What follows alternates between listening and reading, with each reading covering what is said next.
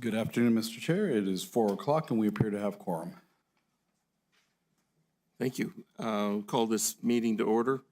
I do a roll call vote first, right? Okay. Yes, Mr. Chair. So my name is Tim Pitts. I'm with the City of Las Cruces. We'll go through across the board. We'll start with Harold on my left here. Harold Love, Mexico DOT. Andy Bowen, MSU. Eddie Salazar with Town of Mesilla. Mike Bartholomew, City of Las Cruces Roadrunner Transit. Angela Roberson, Doña County Community Development. Tony Trevino, City of Las Cruces. Ben Serrano, Las Cruces Public Schools. David Armijo, South Central Regional Transit District. Tammy Dion, EBID. Andreas Ferdinand, NMDOT. Okay, thank you. Next order on the agenda is the approval of the agenda. Could I get a motion to approve?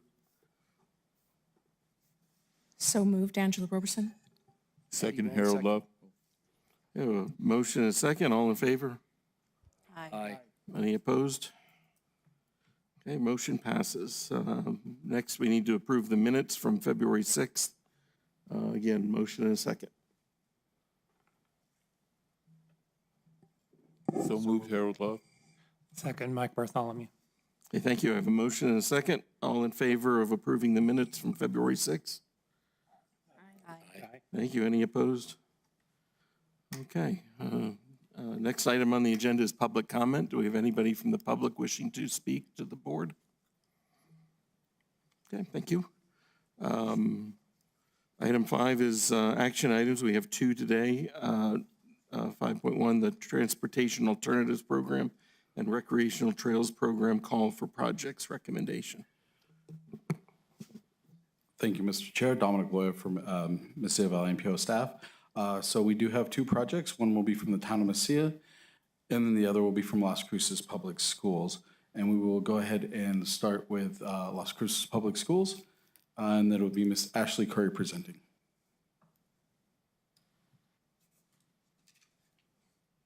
Good afternoon, Mr. Chair, members of the committee, and members of the public. I'm Ashley Curry. I'm the Safe Routes to School Coordinator, and I am here today to share with you our application for funding through the Transportation Alternatives Program through the NMDOT.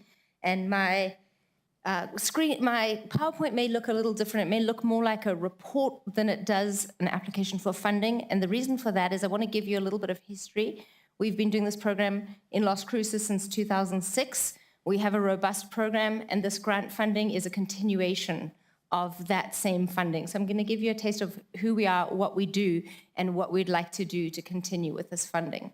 So our mission is to make walking and biking a viable, enjoyable, and safe transportation option for students at Las Cruces Public Schools. We are based on the E's, education, encouragement, engineering, evaluation, and engagement. In education, we outreach currently to all 3rd grade students in the school district with a 4-part curriculum. We teach adult classes, children classes, on the bike, off the bike, pedestrian safety, and any special programs as requested. For example, training school bus drivers how to drive around pedestrians, or working in special ed classrooms, working with high schools, etc. We do a lot of encouragement of children to walk to school. So we have something called a walking school bus, where students gather together at a set location and walk together, usually once a week. We have 75 walking school buses per month. We also have events that are International Walk to School Day, National Bike to School Day, things that we have locally, the Family Bike Fiesta, and events that we do with partners. We work together, although we don't do any engineering ourselves. This application is 100% programmatic.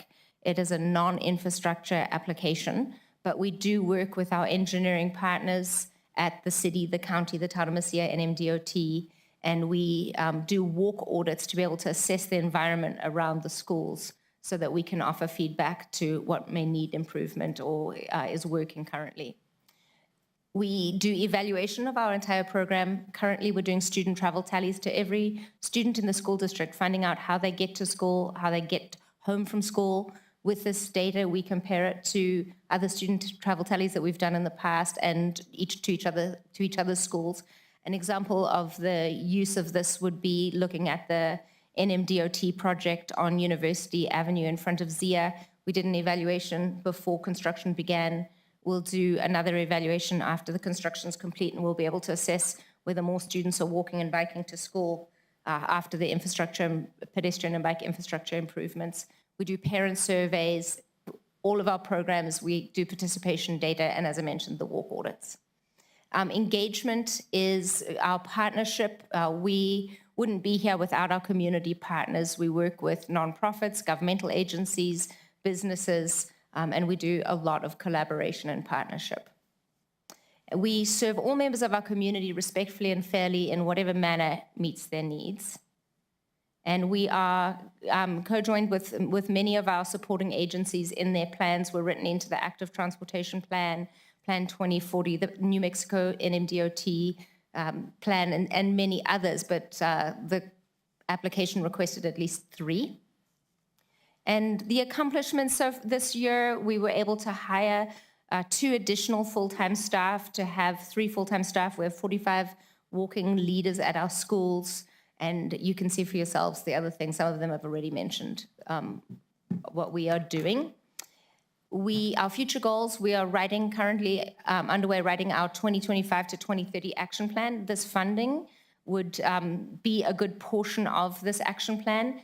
And so it's just expanding our programming, more Learn to Rides, a program in schools for kinder students, a 5th grade curriculum, middle school PE, just a lot more programming and a lot more outreach to more students, and continuing our partnership with our agency partners.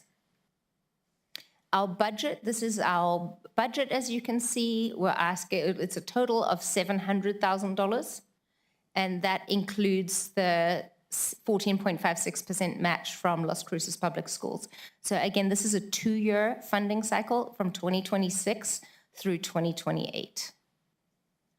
And I am here to answer your questions. What can I clarify? Okay, do we have questions? I like the photo. That's, Spider-Man. yes, that's Jose. We took him mountain biking as a reward for biking to school regularly, and he's a happy dude. Good. Thank you so much. Thank you. Thank you.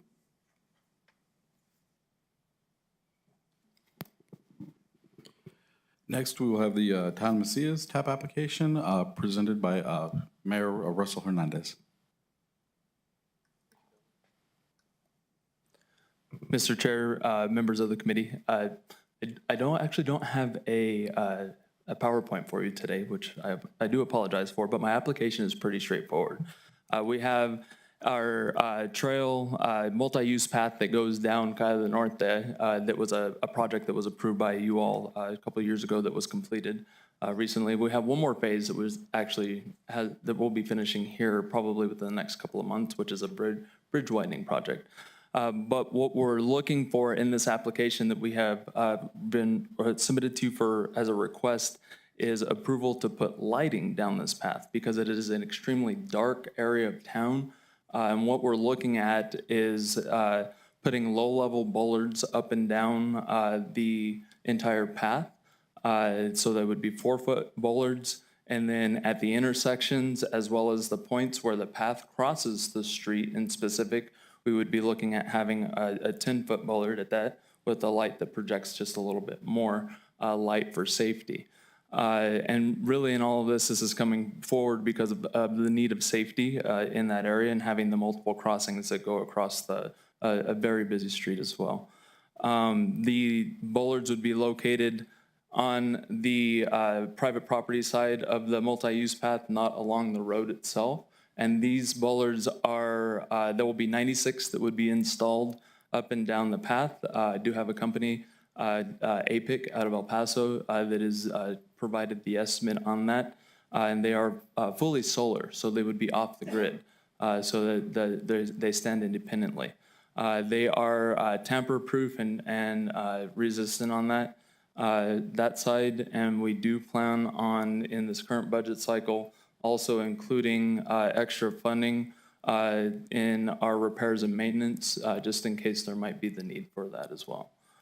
So, I mean, that's that in a nutshell for the most part. One thing that I do want to mention as well is that, of course, with the lighting going into this area, that we will meet all, not just New Mexico night sky ordinances, but our Town of Mesilla night sky ordinances with the wattage and lumen that goes in there. So I can stand for any questions. Okay, do we have questions for the? Andreas Linden, NVDOT. Mr. Mayor, what is the amount of money you're asking for? Oh, the best question ever. 1.5 with a 20% match for the town. And maybe a question, follow-up question to staff. Do we have any idea about funding levels available?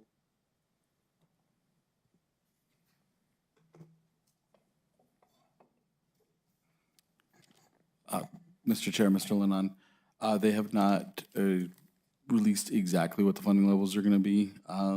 I don't happen to have the packet on me, but it does depend on amount of population. So depending on the amount of population, as well as there's also the statewide pool. As I said, I'm not sure off the top of my head exactly what those numbers are. And then one follow-up question, I apologize, but in a case like this, the town of Mesilla, would it be the census data for the area within the MPO, or would it be population of the town of Mesilla? Mr. Chair, Mr. Lennon, my understanding is that it would be the population for the town of Mesilla, because the town of Mesilla is the one applying for the grant. Follow-up question to Mr. Mayor. So 1.5 million, if it's a percentage to population of town of Mesilla, do you have a phasing plan? Do you have anything in case 1.5 million is not available? The plan would be that with any funding that is received right now, we would get the necessary infrastructure put in at the main crossings to start with, and that could be the potential phase in that, and then pursue funding otherwise in future years if we needed to. But the crossways are some of the main areas that we want to try to focus on, mainly at the two street crossings that we have at Snow Road and Paisano, and then the crossings where it actually crosses kind of the north end down by the river, as well as right there near Paisano as well. Okay, any more questions? I did have a couple of my own related question. You say that these are solar. Are they individually solar? So they don't have to be a certain number together to make it work, or they're individually? Oh, okay. And then at the height of the 4 feet, it doesn't interfere with motorists. Their sight lines or anything. No, Mr. Chair, the bowlers will actually, the projection, the company actually did a study or an overlay with that, and it stays within, the lighting stays within the path of that, and with it being set on the outside, it shouldn't be causing any visual issues to the motorists. Okay, thank you. Anyone else? Any questions? No? Okay, thank you. Great. Thank you, Mr. Chair. Mr. Loya, do we vote to pass these on, or do we rank them, or what are we to do? Mr. Chair, in this case, we are just looking for a recommendation to the governing board. So there's no ranking in this with these applications. It will just be a recommendation to the governing board. Well, I like both. I read both of the proposals, and I like the proposals. I think they're good ideas. I think they're great things for our community. So personally, I would be in favor of recommending both of them forward. But I'd take any comments or a motion if anyone wanted to make that. If you may, I'll make the motion to move both items forward based on the submissions that they've provided as well as the presentations that have been provided to us today. I think that both are very beneficial. Just to earmark your comments, I think they'll both be good. So we let the policy board take it from here. Okay, do I have a second? Andy Bowen, second. Okay, I have a motion and a second. Do we have any further comment on this? No? Then I guess we'll go for a vote. All in favor of the motion, please say aye. Aye. Any opposed? No? Okay, thank you. The next item on our agenda is the amendment to the federal fiscal year 2024 to 2029 Transportation Improvement Program. Dominic Lloyd for MPO staff. I will be presenting this, Mr. Chair. So we do have two amendments. Be just 1 second.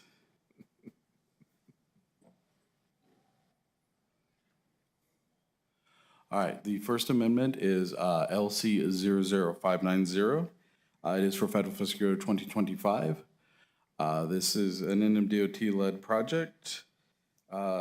This one is a new project. It is for I-25 safety improvements. It's from milepost 6 to milepost 14.2. It's roadside barrier improvements. The new project total is $2,550,000. $2,550,000. The project will affect Performance Measure 1 safety targets. And I will let NMDOT kind of explain more on this. I believe it'll be Mr. Lennon. Mr. Chair, member of the committee, this project is one of our ongoing efforts to bring the entire I-25 corridor up to current standards in form of safety and roadside barrier compliance. What happened over the years, vehicles have been larger in size, wheelbases have increased. Our current roadside barriers, especially guardrail, in studies has shown the impact area is now above the existing rails. So we were able as District 1 to secure remaining FY25 funds. So this money is currently up to grabs, and we have to spend obligated money before August of 2025. So this is going to be a very quick turnaround project. And we're asking for get this project added so that we can get it onto the STIP and we can start the certification process. I'm standing for any question at this point.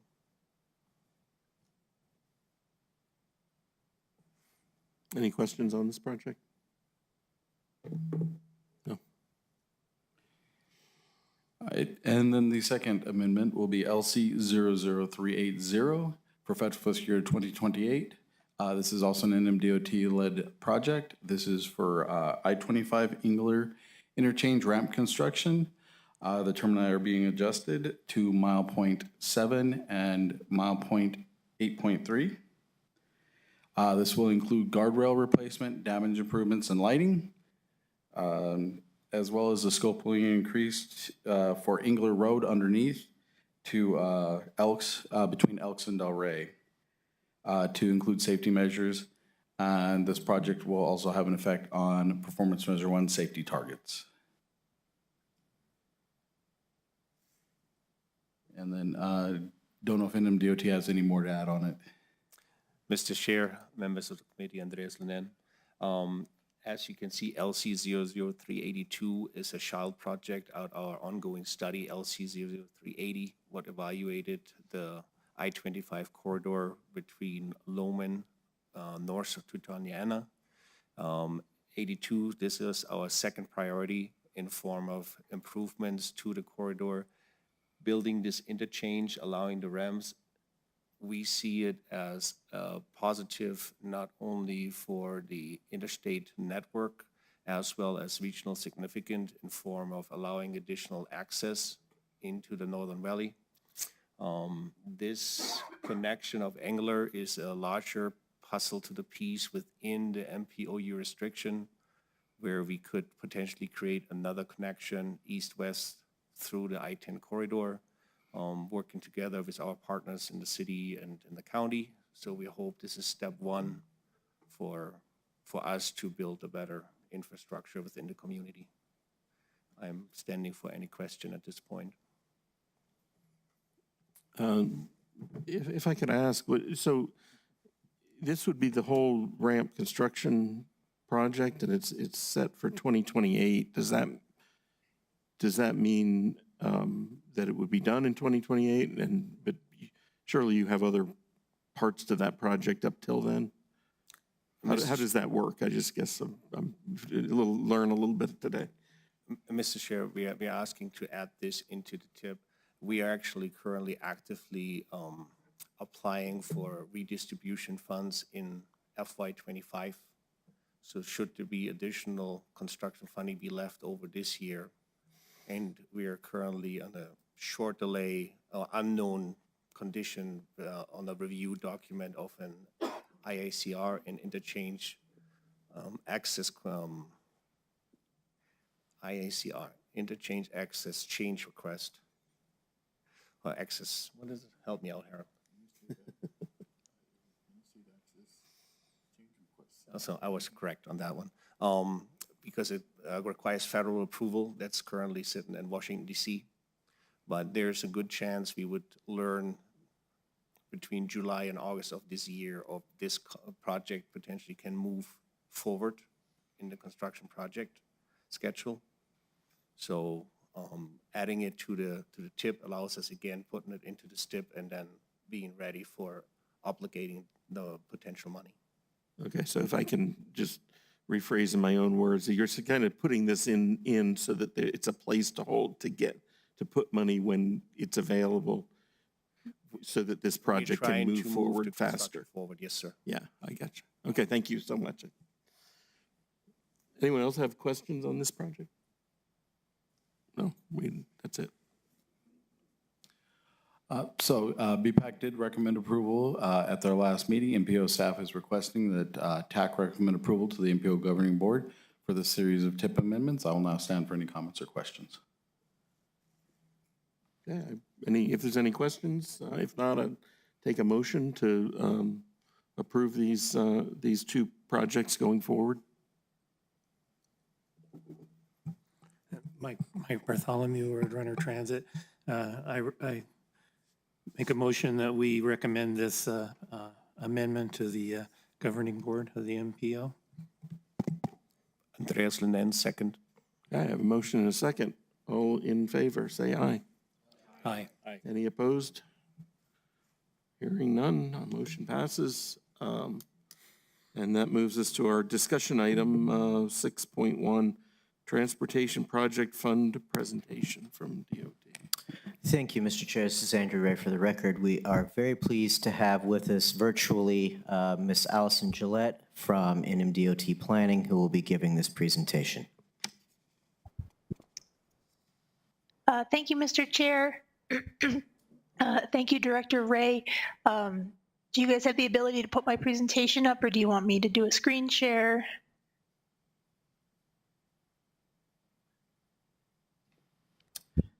Ms. Gillette, honestly, I think Billy can do whichever way you would prefer, which is going to be more comfortable for you. Doesn't matter to me, but I'm happy to just share my screen if that works for you. That'll be easier for you all. Well, we've actually already got it up on our main thing, so why don't you just go ahead and tell Billy when you want the slide to be changed. Okay, thank you, Billy. Again, thank you, Mr. Chair, for having me today.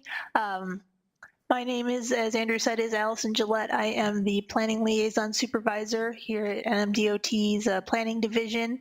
I work with Valerie Sherman, who I'm sure you guys are all very familiar with.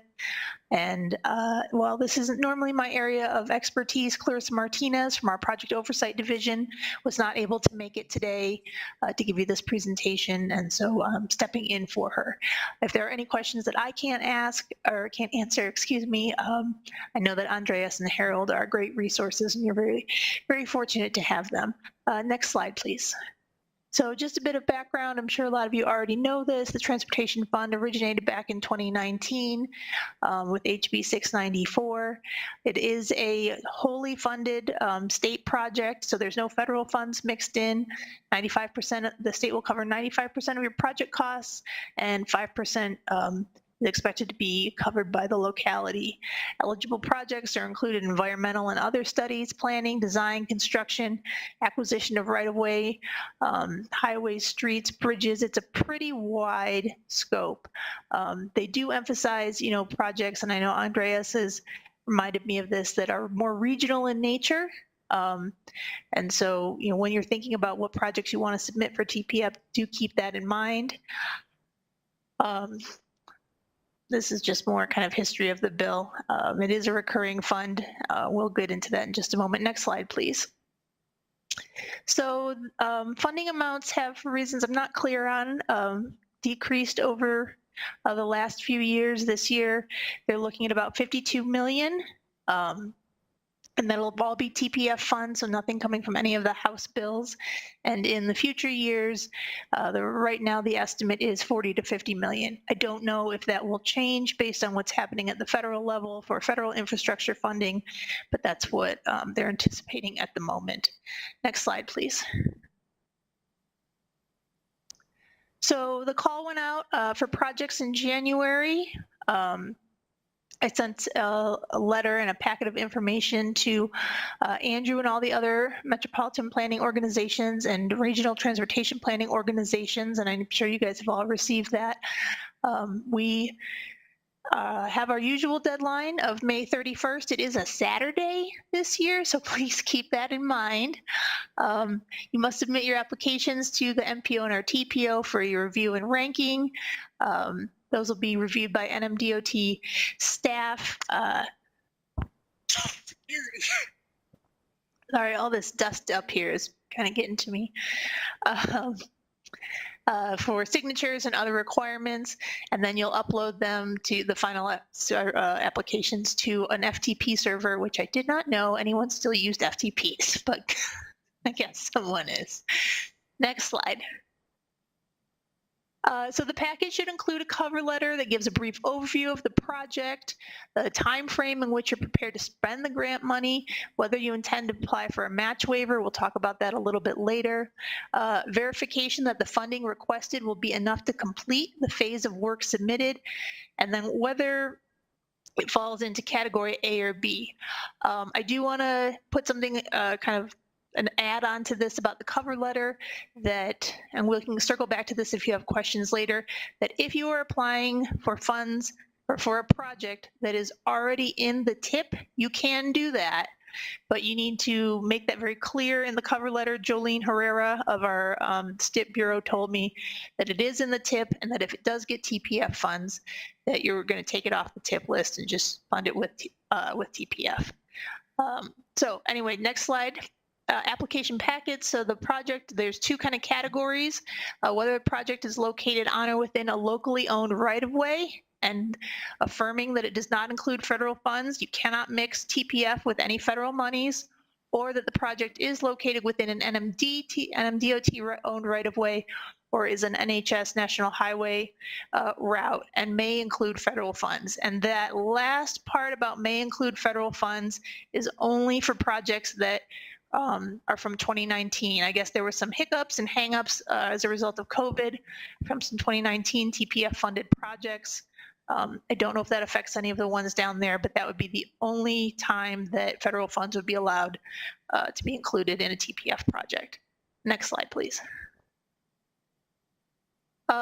So in addition to the cover letter, you must also outline which of the categories that you are going to be putting your project into. So environmental or other study, planning, design, construction, application of right-of-way, and then be clear about which phase of the work that you're funding. In terms of construction and some of the categories within that, we can fund infrastructure to a point as long as it's part of a bigger roadway or road project. So we won't just fund drainage, but we would fund a road and then the drainage work that comes with it. Next slide, please. Project feasibility form signed by a district engineer or designee. I do apologize. I don't know why POD sent me an updated PFF to distribute to all the MPOs and RTPOs late yesterday. If you have already filled out your PFF, your project feasibility form on the old form, that's fine. Don't worry about it. You don't need to transfer that information over to the new PFF. Just, I guess they thought the new one was a little more user-friendly, and they wanted to share it with folks. So there we go. A resolution of sponsorship from the governing body indicating the availability of a match. We did provide an example resolution template. You can use that if you'd like. If not, if you guys at your municipalities or county level have your own resolution template that you want to use, that's absolutely fine, just as long as it's passed and signed, or an official letter signed by the chief executive or budget officer, again, confirming that the match money is available. Also, please include a map of the project location, including mileposts. If you need assistance with that, we do have a GIS bureau here at the planning division, but I'm sure Andreas is also highly capable of assisting you with that. If you don't own the right-of-way, please provide a letter of support or authorization from the owners or from the DOT district if the project is in our right-of-way. Next slide, please. So you'll need a letter of approval or letter of authorization, and this has caused some confusion, I guess, in the past, and I might have to fall back onto Andreas if there are any questions about this. So for the letter of approval side, it's issued by the district engineer, and it just authorizes you to proceed with the project. Oh, good Lord. And that's if the project is located in part, in whole or part of the department right-of-way or an NHS route, ties or crosses into a department right-of-way or NHS route, or impacts an existing improvements within the New Mexico Department of Transportation right-of-way. You don't need a separate project agreement if you receive a letter of approval.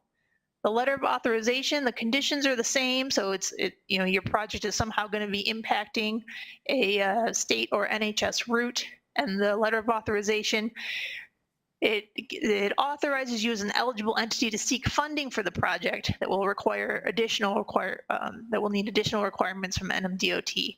The letter of authorization can serve as a conditional approval for the project, and the final approval will be granted through a project agreement. Next slide, please. The project review process. So once all of the applications are received, and so that's after they've gone through the PFF form. So you guys will have your PFF meetings. You'll do your rating and ranking process internally, and they'll be logged into the spreadsheet and sent to the NMDOT district engineers for review and their own separate rating and ranking recommendations. NMD district engineer will submit their recommendations back to POD, so Clarissa and the project oversight division. And then POD compiles the district recommendations and submits those to Cabinet Secretary Sterna for his final recommendation. Next slide, please. In terms of kind of a timeline for this, Secretary Cerna should submit the final recommendations to the State Transportation Commission by August 1st. Projects are presented to them and for approval at a special meeting in mid to late August. I don't believe they've set a date for that yet. And then the local entity should receive notification of award or denial in early September. Next slide, please. So the agreements and the signature process are drafted by POD and sent to district coordinators for signature. So you guys have the wonderful Deb and Gil down there that will assist with that. The local entity will submit their agreement and your resolution back to the district coordinator, and they'll submit the entire agreement packet to POD, where they'll be finally executed by the cabinet secretary. Please do not start any work or spend any money before that final grant agreement is in place. I don't think that happens too much these days, but there have been some issues in the past. And if you do spend money that is pertinent to the project before that grant agreement is fully executed, that you will not get reimbursed. And we do expect all the grant agreements to be executed by the 30th of November. Next slide, please. So the match waiver authorizes you to under maybe financial duress that you don't believe that your community can pay the 5% match requirement. I know the wording on this, and I'm sorry, this isn't my slideshow, can be a little bit funky, but excuse me.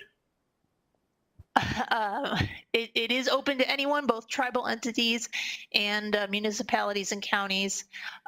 The financial hardship will kind of be determined by the Department of Finance and Administration's Budget and Finance Bureau. So if you already have kind of a contact over there that you work with on your budget and your bars each year, then that'll be the person that will be likely reviewing this for these issues. And there's a list of what you'll need to provide as part of that.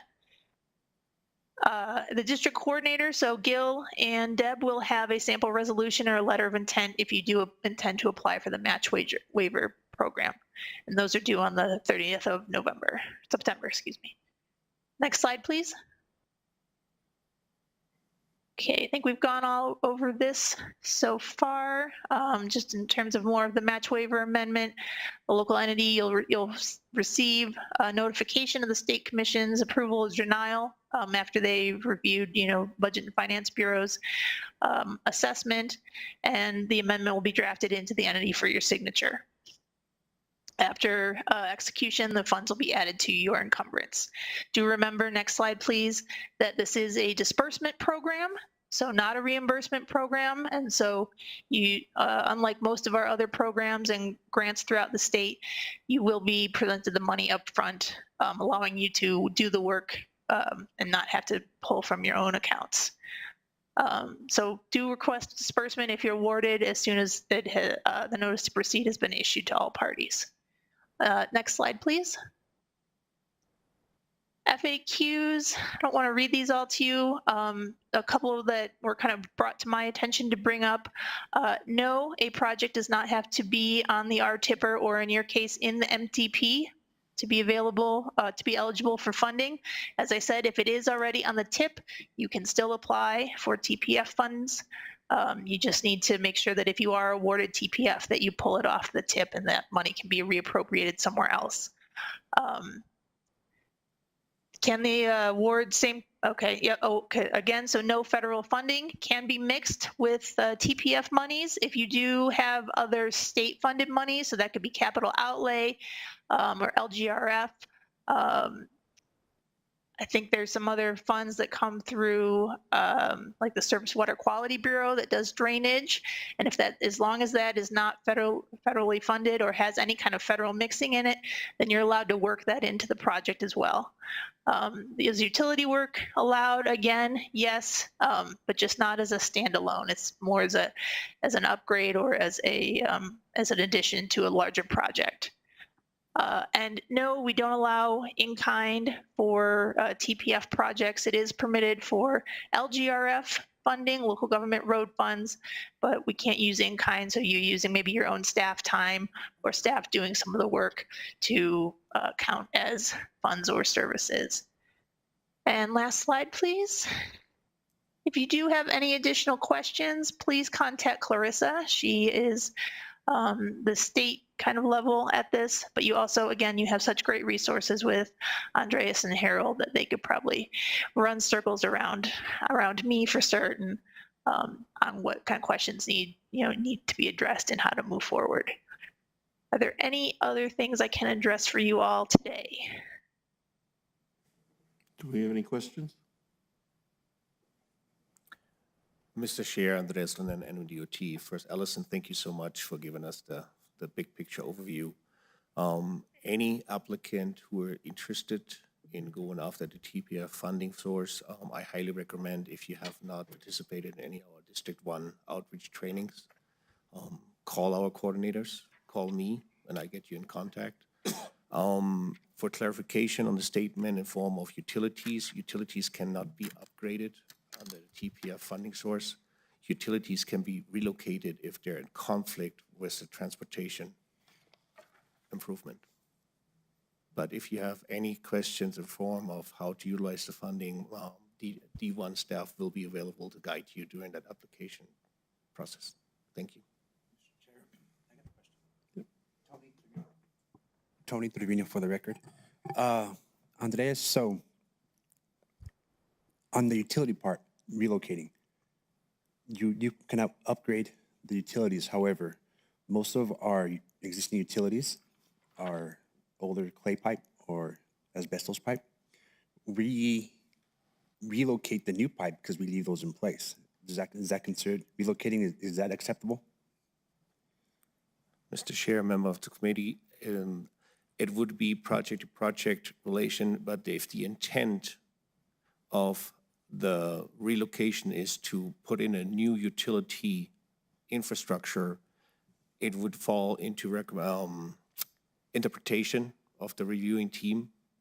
And there could be the impression that just by relocating the new system 3 feet to the left or to the right, there is no conflict with the transportation project. If the road surface has no direct impact on the location of that existing utility system, the interpretation would probably be that it would not apply for TPF funds. So our recommendation in cases like this is you are allowed to mix capital outlay funds with TPF funds, since both are state-based, to find the funding for the utility work within the capital outlay program, and then correct the road under the TPF. I hope that clarifies the question. Okay, yeah, because I was just going off the FAQ. It says necessary to mitigate the impacts of the proposed construction. So if we don't install new utilities, the impact, if there's a leak here in a year, we're going to go and tear out a new road, so we'll have major impacts to a new road. But that's not how NMDOT will look at it. It's just the funding source description is transportation project funds. okay. Yeah, So because if the transportation project requires the relocation of a utility, it's eligible for TPF fund reimbursement or disbursement. okay. So that kind of throws out a lot of projects for the city, but we'll keep that in mind. Thank you. But it's really a good way to mix. Yeah, I was going to ask Andreas if it would be possible, this is Tim Pitt, if it would be possible for the same project to be done with the TPF funds for the road, but the utility work on it. I think, is that what you're saying, that would be a possibility? You're mixing the funds, but the funds for TPF are not going to the utilities, they're going to the road, and funds from elsewhere are going to the utility. That is correct, Mr. Yeah, Chair. and that's correct also.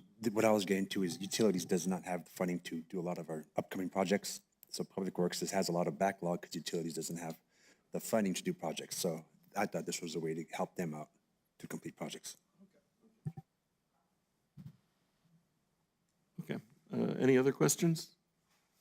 Well, thank you very much for the presentation. We appreciate it, and Thank you, Mr. Chair.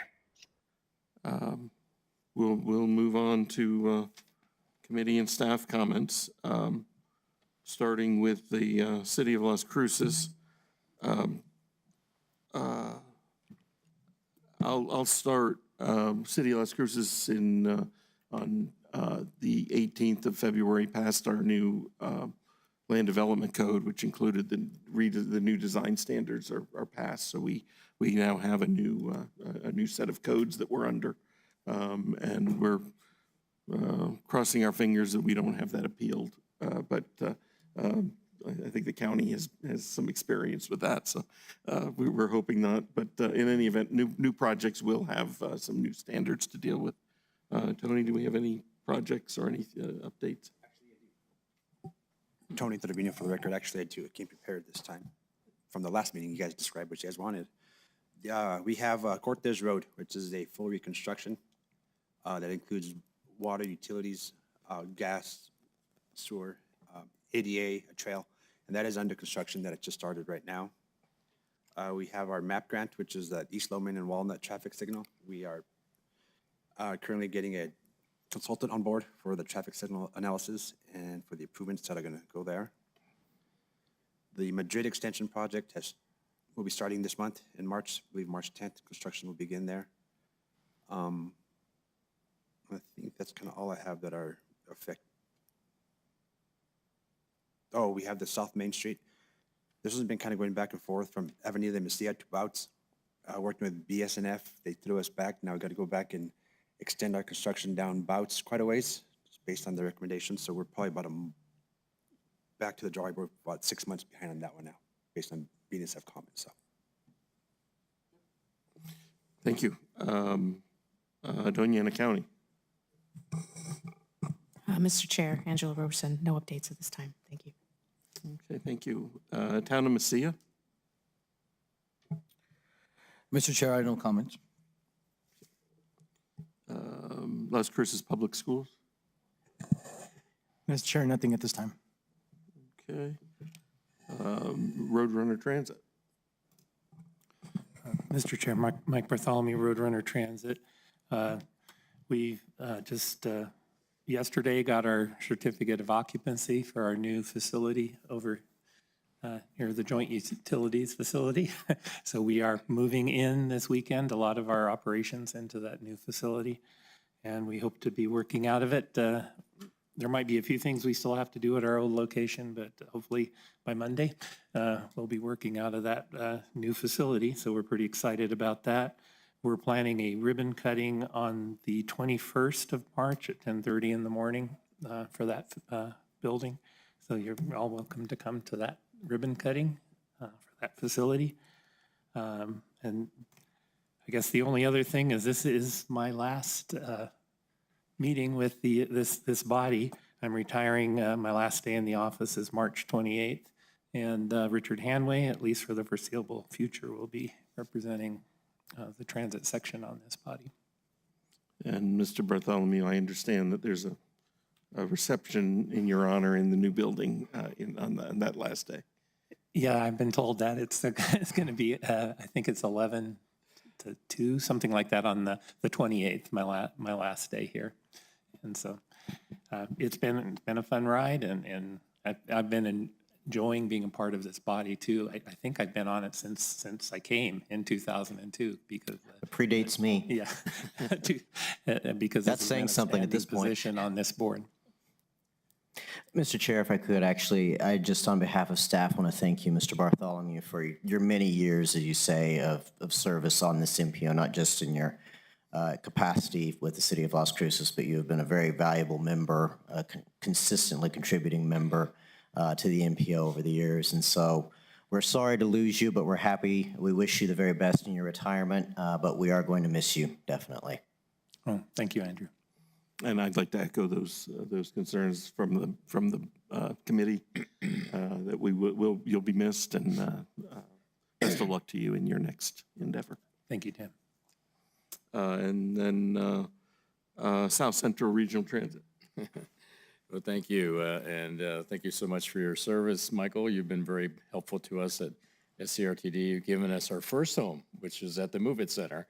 Although you moved us once or twice, but anyway, we still have a place there, so thank you so much for that. It really helps out. Our coach operators use that area as their, I guess, their break room or layover point. So, you know, partnerships are very important in this business, and we appreciate the partnership we've had with you. We'll look forward to your final farewell and to your opening of your facility. With that said, we have our opening of our facility. We just actually sent some notes out and are in the process of doing the save the date. We're doing April 22nd, which is Earth Day, so we'll be doing that down in Sunland Park. So those of you who want to come, we'll invite everyone on this. So Andrew will be working with your staff to help us on the mail-outs, but we hope that you'll be able to come out. For that, what probably makes our facility most significant is not just the operating base, but that in the last 2 weeks, we actually rolled out our first electric buses. We've been running the EV buses for about 7 months now, and then the electric buses now for a couple weeks. So we have more of those coming, and so we have the fueling station working, and fortunately, no problems. So, you know, we're only 2 weeks in. That may come, but, and we have extra stations, so we're hoping that's going to work very well. We also rolled out some expansion of service. This Saturday, we'll have the first 5 bus routes here in the Las Cruces area will actually be running on Saturdays. And as Michael well knows, when you add another day of service, there's a lot that goes with that. So we're kind of quite excited about that. We've joined Roadrunner and having very dynamic ridership growth. And I think the free fares, or as you call it, zero fare, something like that, has Nothing is free. it has worked well for both of us. So that's another partnership. So thank you very much. And that's all I have to report. So thank you, Andrew. Okay, thank you. NMDOT? Harold Love, NMDOT, with a couple of project updates. I-10 Bridge and Roadway Rehabilitation Project. The contractor continues to do work on the bridge rehabilitation I-10 over University Avenue interchange. Traffic has been shifted to the westbound lanes, with the eastbound lanes closed for bridge construction. There will be no access to the eastbound on and off ramps due to the restriction of the areas. And the westbound lane on-ramp will be closed for the duration of the traffic switch, which has already taken place. The speed limit has been reduced 45 miles an hour through the project. And then the next project is US 70 roadway rehab. The contractor continues to make improvements to US 70 North Main between Spitz and Solano, and Travis and Elks. All traffic has been placed on the new eastbound lanes. Let's see, the speed limit is reduced to 35 miles an hour in the construction zone. The Alameda Arroyo Trail crossing remains closed, and access will be maintained to all businesses and residences. Okay, thank you. Nope, one more. Oh, no. Okay, sorry about that. New Mexico 101 University Avenue multimodal project in Mesilla. The contractor continues to work on the University Avenue project in Mesilla between Avenue de Mesilla and South Main. The roadway near Laguna Lateral will be closed for removal and reconstruction of the box culvert. Detour will direct traffic from Avenue de Mesilla West Union Avenue and to McDowell Place. And that's all I have. Okay, thank you very much. MPO staff updates. Thank you, Mr. Chair. This is Andrew Ray for MPO staff. I just have one, but it is a pretty big one. Some of the more alert among you probably noticed that Dominic was calling the governing board the governing board. Well, he's doing that because the JPA is done, so our separation from the city of Las Cruces is finally formally completed after 2.5 years. We've just got a couple of bits of low-hanging fruit that need to be snipped off before we can really start moving forward. So very excited about that, although a bit tired, I will admit. But that's really the only update that staff has today. Everything else that we've got going on of immediate moment was already talked about in previous presentations. So I'll stand now for any questions. Okay, thank you. Our last item is public comment, but I see no public. They fled. So we are free from that. Look for a motion to adjourn. Come on, Mike. So moved. Mike Bartholomew, I'll second. Okay, Mike, your last order of business is to second a motion. All in favor may leave, and all opposed stay.